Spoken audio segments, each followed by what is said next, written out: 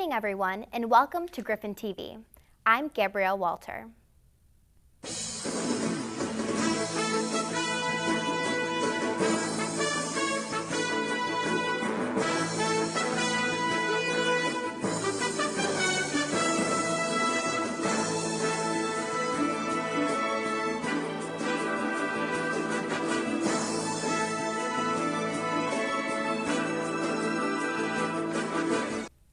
We here at Griffin TV want to welcome everyone back after the new year. There are so many improvements being made this semester for Griffin TV, and we will be talking with our sports producer, Kyle Ferrara, in just a bit about his new 30-minute sports show that will be airing next Thursday at 6 p.m. on Channel 19. There are some other changes taking place here on campus. Griffin TV reporter Steven Stabell has the story on our radio station, The Wire, and improvements coming up this semester. My name is Jane Bednars. I'm the general manager of The Wire. I've been general manager for the past 2 years, and over the past few years we've been working really hard to get The Wire back on track, get our reputation back in good standing. And this semester we're finally going to be back on the air after taking a semester off. And we've had some difficulties, but we finally got it figured out, and I'm really excited and can't wait for next semester. Lots of activities, we got a lot of activities planned, got some t-shirts coming out, and are looking forward to DJ more events on campus. I really enjoy doing this because it's a way for me to express myself. There's not really a lot of restrictions, and it's just I know that people are always entertained by my show, and it's just a way to express yourself. And maybe if you're one of those people who aren't, made for the camera necessarily, at least you have some like that wall there so that you can be protected a little bit. So I'm one of the DJs here at The Wire who's been having difficulty this semester with getting my show on the air due to all the technical difficulties that we've been having. It's just pretty disappointing. I mean, it's a smaller type of club, but I still enjoy being able to have my show, get it on the air, have my friends listen in, and it's disappointing that I haven't been able to get the show on the air because of all these issues, and every time it looks like it's been resolved, something else has gone wrong, something else has come up, and it's just incredibly frustrating that there's nothing I can do about it.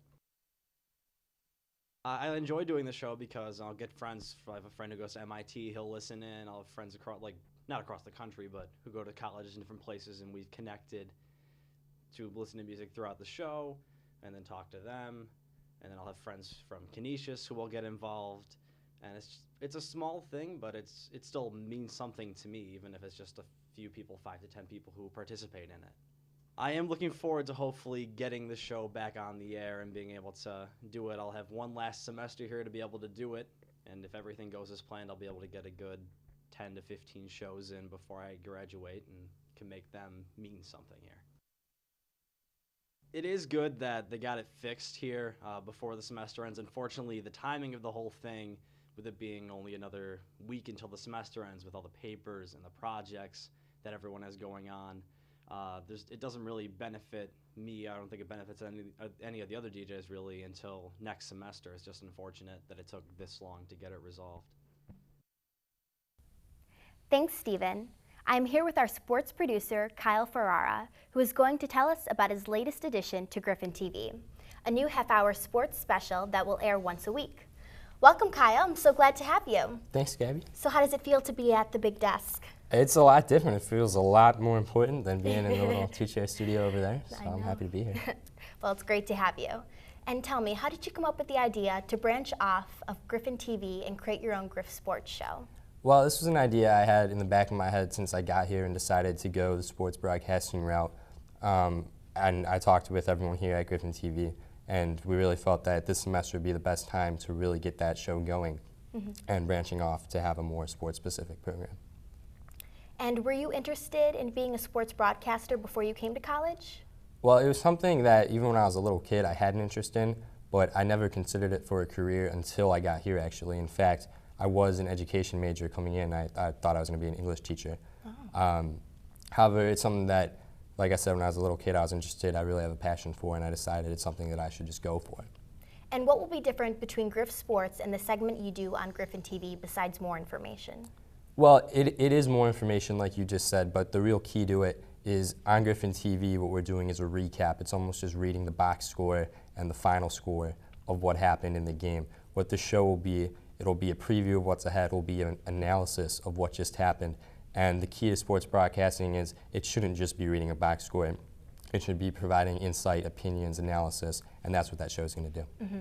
And now what are people going to gain from watching Griff Sports rather than getting their information from GoGriffs.com? Well, it's like we just talked about. On GoGriffs.com, it has the final scores, it has the box scores, and it has a little bit of insight. But the show is going to give more of that, and it's going to give more opinion. It also is going to have a little bit of a taste of Buffalo with the Bills or Sabres maybe as well. But it's just going to be more insight, more opinion. And if you're into that, that's what the show's going to offer. Wow. Well, I'm excited to see it. And I heard the Griffs did really well over the winter break. What can you tell me? Well, why don't we start off with men's basketball.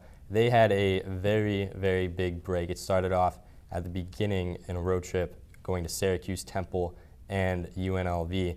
They went 1-2 in those 3 games. But the key was that they competed against all 3 schools who are national powerhouses, and they did beat Temple. That gave them a lot of national exposure and national credibility. So now that if they go out and do well in conference in the MAC, ideally they'd need to win the MAC, but it can give them a shot to get into the tournament and make a run this year, which would be huge for this school, which unfortunately has a bit of a history of losing.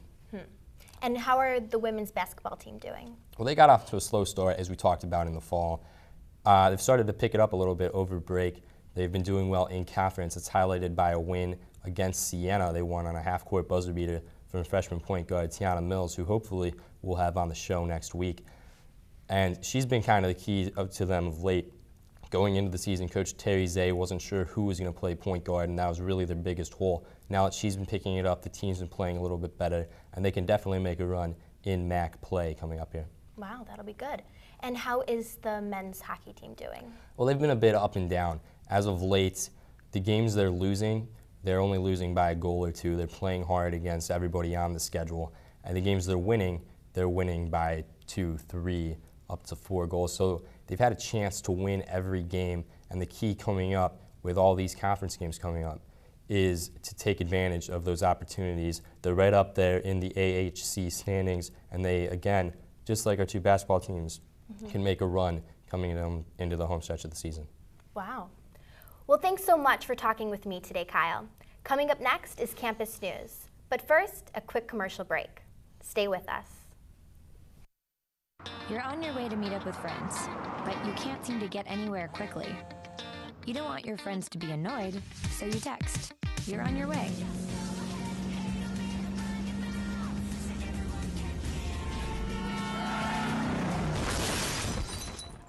Five seconds is the average time your eyes are off the road while texting while driving.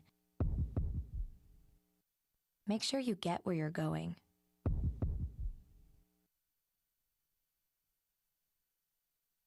I think that went okay.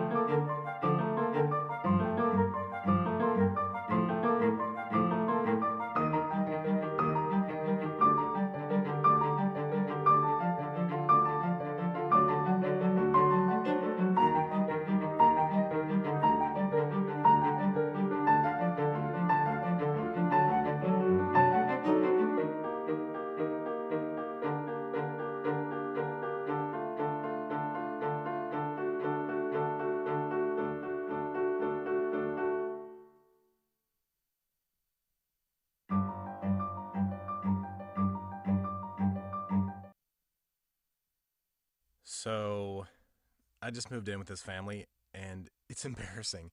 The little one, he likes to go outside and crawl around in the giant litter box. I don't know what he's doing. I mean, I was born and I knew how to use the litter box. Look at that. That's disgusting. Oh, poop already. You're making me nervous. Oh, okay, I can't look at this anymore. I really hope he grows out of this, for his sake. Welcome back. And now it is time for some campus news updates. Do you know how to navigate the digital world of relationships? Come to She Just Sexted Me an Hour Ago, this Thursday at 7 p.m. in the Montante Cultural Center, presented by Justin Laird. Looking to relax this weekend with your friends? Grab some free popcorn as Canisius Cinema presents The Perks of Being a Wallflower, this Friday, January 18th at 10 p.m. in Penfold Commons. Griffin's After Dark presents a welcome back breakfast, this Saturday, January 19th from 11 p.m. to 1 a.m. in Penfold Commons. Come enjoy some of your favorite breakfast foods, along with the movie The Breakfast Club and other fun activities. You can even win prizes. Commuter Life We Got Drive presents PB&J Monday on January 28th from 12 to 1 p.m. in the Commuter Lounge. This week's guest chefs are staff of the Canisius College Career Center. Well, that is all we have for you this week on Griffin TV. Make sure you check out our new sports show, Griff News, next Thursday at 6 p.m. on Channel 19. We here at Griffin TV want to again welcome everyone back to school and hope you have a great semester.